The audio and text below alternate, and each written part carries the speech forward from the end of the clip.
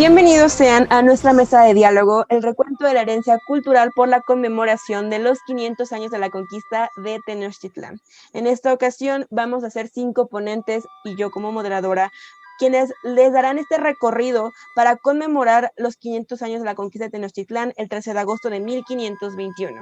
Este recuento constará de culturas prehispánicas desde la olmeca, zapoteca, maya hasta la mixteca, mexica e inca, por su importancia en toda América Latina, así como cerraremos con las conquistas, planteando el inicio del periodo de la América colonial. Como ponentes estamos yo, su servidora, Karina Jacqueline Rosas Viveros, también nos acompaña Arturo Osorio Córdoba, Ajax Echevarria Betancourt, también está María Fernanda Arredondo López, también está Aarón Alquicira Reina. Así que pues vayamos a comenzar con este recorrido. Iniciando conmigo, vamos a iniciar con todo este recorrido desde el inicio, con la madre de todas las culturas, así como se le hace llamar, la antecesora de todas, la cultura olmeca. Su nombre viene del náhuatl y significa la gente del país de Hule. Los años donde se aproxima más o menos estuvo esta civilización van desde el 1500 hasta el 400 a.C. La cultura olmeca fue una civilización cuya cuna fue la cuenca del río Coatzacoalcos en el estado de Veracruz, aunque también estuvo la civilización en el noroeste del estado de Tabasco. Los principales 3 centros ceremoniales eran La Venta, Tres Zapotes y San Lorenzo. La mayoría de sus aportaciones podrían pasar desapercibidas por haber sido utilizadas por muchas otras culturas, aunque en realidad esto es lo que los hace aún más importantes. Por ejemplo, tenían un sistema de escritura jeroglífica, un calendario de 360 días, perfeccionaron un sistema matemático con base vigesimal, un calendario de conteo histórico que plasmaron en grandes rocas llamadas estelas. En cuanto a la arquitectura, podemos mencionar que sus construcciones, así como sus aportaciones culturales como las icónicas grandes cabezas de piedra, fueron hechas de tal manera que se asemejaran a ellos. Es finalmente gracias a esto que las pueden descubrir como una nueva cultura y no como la maya, como erróneamente se creía antes. Además, fueron ellos los que incursionaron en las estructuras piramidales en América. Si bien hay una razón concreta para su desaparición, podemos decir que la más aceptada es debido a cambios en la naturaleza, ya sea en el cauce de los ríos, erupción volcánica, tierra infértil, etc. Pasando a otra muy importante también, están los zapotecas. Refiriéndonos a la cultura estrictamente hablando, sucedieron del 400 al 900 después de Cristo. Su nombre significa la gente de las nubes y constituyen el grupo más antiguo de la región oaxaqueña. Con el tiempo se convirtieron en la cultura predominante de esta región que comprendía el Valle de Oaxaca y el Istmo de Tehuantepec. Su principal ciudad fue Monte Albán. Fueron fuertemente influenciados por los olmecas. Finalmente su tiempo no era tan... Si bien era la diferencia de tiempo, seguían estando ahí presentes en... Por ejemplo, el uso de las piedras preciosas, así como estructuras piramidales que ya había mencionado con los olmecas. Su principal actividad era la agricultura, ya que se veía fuertemente beneficiada por el hecho de que la tierra era muy fértil, era muy extenso los terrenos de tierra y el clima era propicio a que se hicieran bastantes cosechas durante el año, no nada más una. Su sociedad era compleja, formada por campesinos, artesanos, guerreros, comerciantes, sacerdotes y gobernantes. Su desaparición igualmente se le adjudica a desastres naturales. Podemos concluir de estas dos culturas que, si bien eran diferentes, no eran parecidas en grandes cosas, tenían similitudes, así como sellos distintivos que sí las hacían ajenas la una a la otra. Sin embargo, también puedo destacar que sí son de una época completamente diferente, pero a pesar de todo, aspectos como las estructuras sociales y algunos comportamientos no son tan diferentes a nuestra contemporaneidad, algo bastante interesante dado que pues finalmente pasaron muchos tiempos entre uno y otro. Ahora, para continuar con este recuento, vamos a pasar con nuestro ponente Arturo, que nos va a hablar de los mayas y los mixtecas.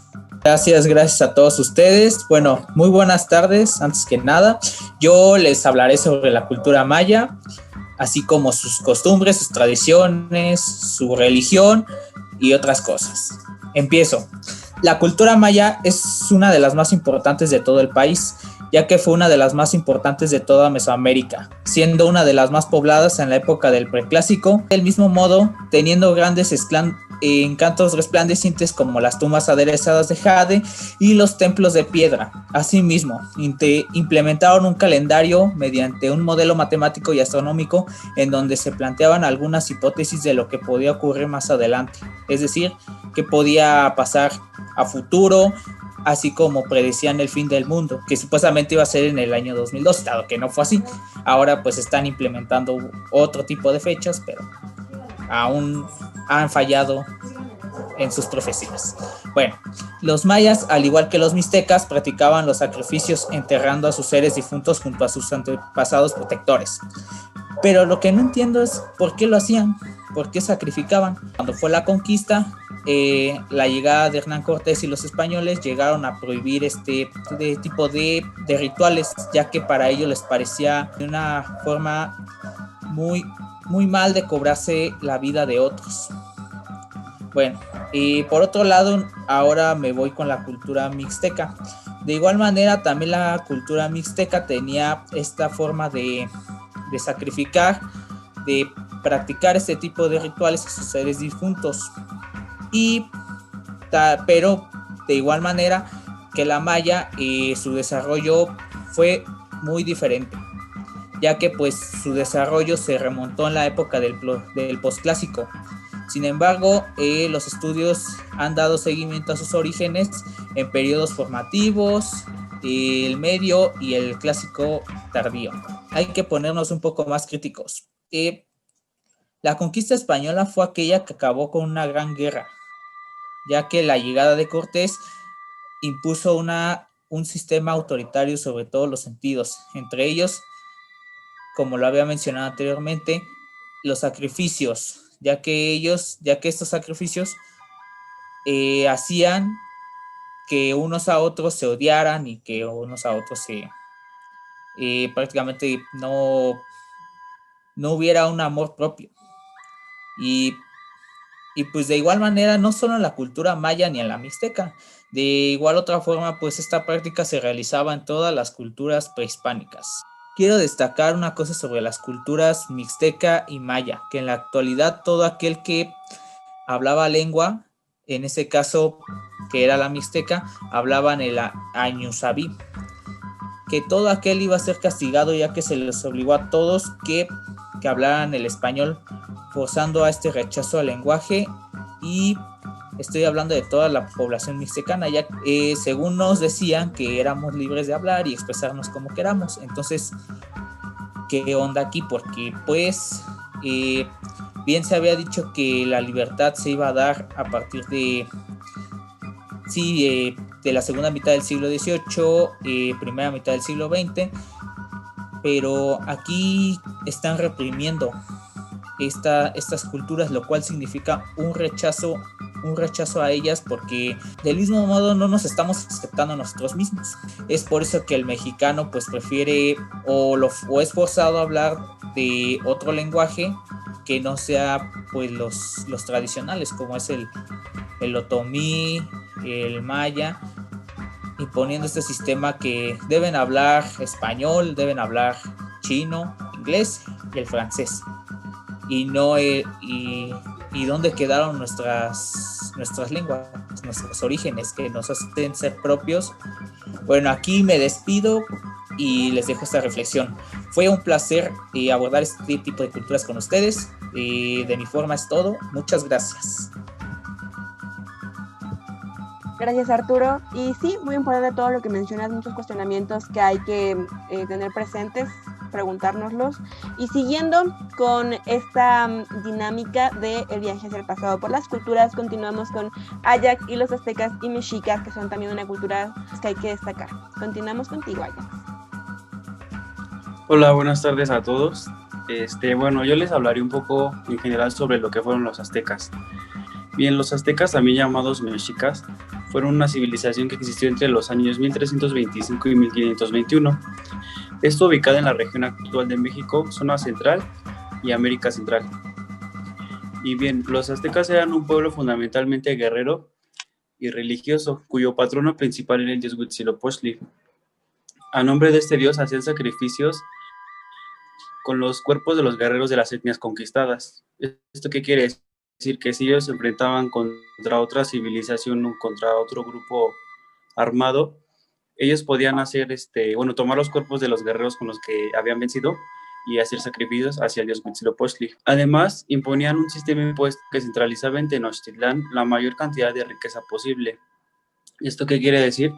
Que todo lo que ellos recolectaban, todo lo que ellos ganaban en sus peleas, en sus batallas o o como forma de alguna recompensa que ellos recibían, esto lo llevaban directamente a Tenochtitlán, donde se concentraba la mayor cantidad de riqueza, ya que ahí se encontraban los principales guerreros más importantes.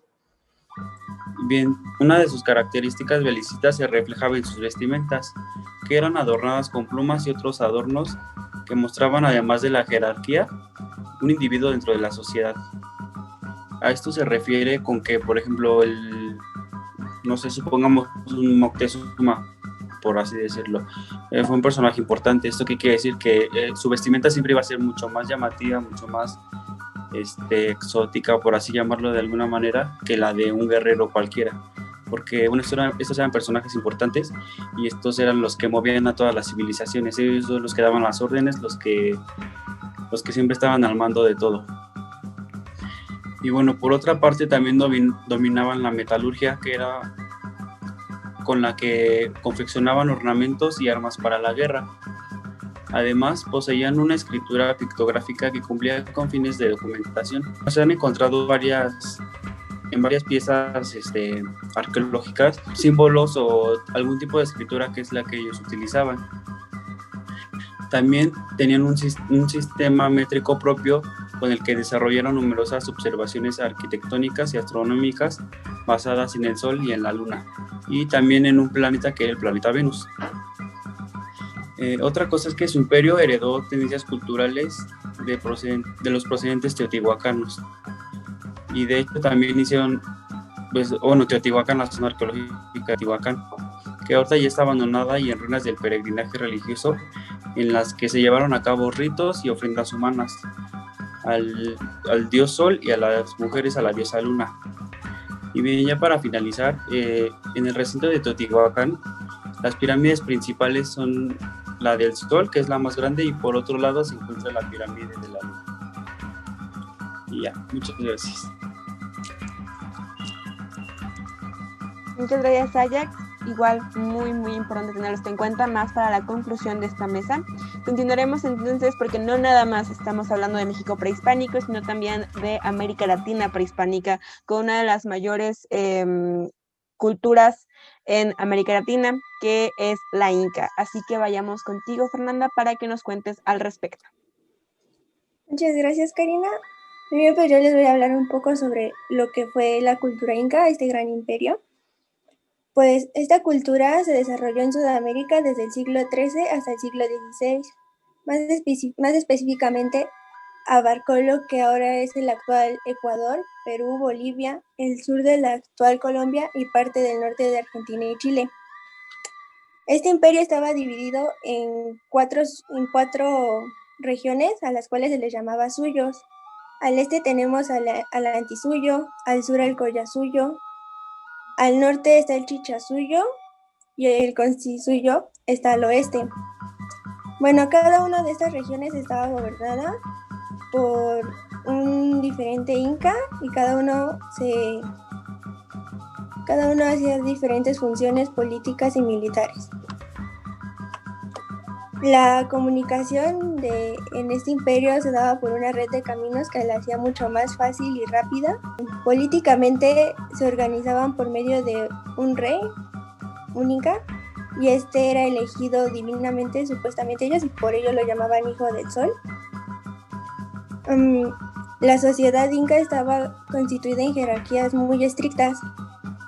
Hasta arriba tenemos a lo que es el rey, los parientes de este serían la nobleza, y hasta abajo tenemos a los campesinos y artesanos.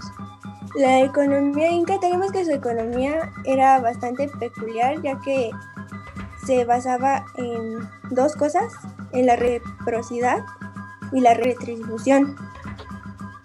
La primera se basaba en el intercambio, justo ya sea de trabajo que se hacía y los bienes, y la segunda era que se acumulaban los excedentes y estos se daban a huérfanos o gente pobre. Como último punto tenemos que este gran imperio cayó a manos de los conquistadores españoles y al mando estaba Francisco Pizarro en 1532. Muchas gracias, Fernanda. Importante, tener esto en cuenta. La cultura inca muchas veces es olvidada en la educación y es muy importante tenerla presente porque es una de las más importantes en la historia de la América Latina prehispánica.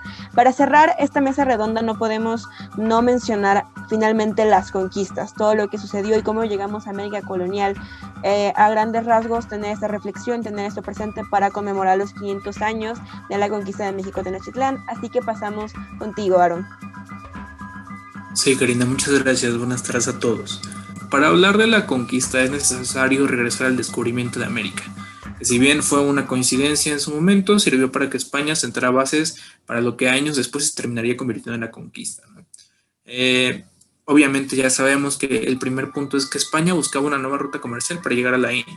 Eso es básico, todos lo sabemos, sin embargo esa no fue la única razón. Recordemos que Colón también tenía como un factor primordial llevar el catolicismo a todo el mundo, por lo que la religión también juega un factor importante dentro de las conquistas y también era una motivación para la nueva ruta comercial. Entonces, ya estando dentro de América, Colón nunca se dio cuenta de la importancia que los pueblos indígenas tenían, ¿no? Nunca hizo un trabajo etnográfico importante porque él simplemente veía al indígena como algo diferente, como algo que fuese de una especie más del lugar, ¿no? Que eso sí, él, según sus relatos, él estaba maravillado del lugar, pero nunca se tomó esta importancia de hacer un trabajo etnográfico para que realmente se diera cuenta de que había algo importante dentro de las civilizaciones. Bueno, como ya mencioné, Colón sentó las bases para que posteriormente se convirtiera en la conquista española. Entonces, cuando Cortés llega a Tenochtitlán en 1520, Moctezuma lo recibe con un agrado impresionante. Pero había aquí algo, los españoles seguían viendo a los indígenas como el propio Colón lo hizo en su momento, ¿no? Y pronto la ambición española por el oro se empezó a notar. Recordemos que Moctezuma siempre tenía o estaba muy condecorado, como ya lo mencionó el compañero Ajax. Y bueno, ya en la batalla se notó evidentemente el poderío bélico en comparación a los indígenas, ¿no? Era mucho mayor el poderío bélico español, sin embargo no fue lo más importante que trajeron los españoles. Los españoles le jugó un factor muy importante las epidemias que consigo trajeron. Un poco de lo mismo sucede en el estado inca cuando de la mano de Francisco Pizarro en 1533 con la muerte de Atahualpa cae el imperio inca. Ahora, ya en la América colonial a España le tomó entre 70 y 80 años construir lo que sería su imperio en América, pero se pasaron alrededor de 200 años para construir a prueba y error lo que sería la economía colonial vinculada con España y con Europa occidental. La ciudad de Potosí en la actual Bolivia se convirtió por sus minas o por su importancia geográfica o por lo que fuera la ciudad más importante del continente. Evidentemente, los indígenas no jugaban un papel importante dentro de la economía colonial. Como se les venía viendo desde el descubrimiento de América, ellos seguían siendo algo aparte, sin importancia, básicamente. Fue algo que se vivió entonces, que se vivió después de las independencias, aun cuando se les había prometido lo contrario, y que lamentablemente se sigue viviendo en este momento. Entonces es importante que nos demos cuenta del valor cultural que estas comunidades indígenas tienen, porque tienen mucha de la historia que ya hemos visto anteriormente. Muchas gracias. Muchísimas gracias a todos, a nuestros ponentes, a usted persona que nos está viendo. Finalmente es muy importante tener esto presente. Esta historia normalmente siempre se deja de lado, siempre se da por sentado y siempre se cuenta cómo pasó esto y luego pasó esto y luego pasó esto y tan, no como un proceso que es como tenemos que verlo. Finalmente son nuestros antecesores, es donde inició nuestra cultura, donde se cimienta todo lo que quienes somos incluso. Entonces, no hay que dejarlo de lado, hay que tenerlo presente. Muchísimas gracias de nuevo a todos los ponentes y pues tengan esto presente y celebren este 13 de agosto los 500 años de la conquista de México Tenochtitlán, el inicio de América colonial.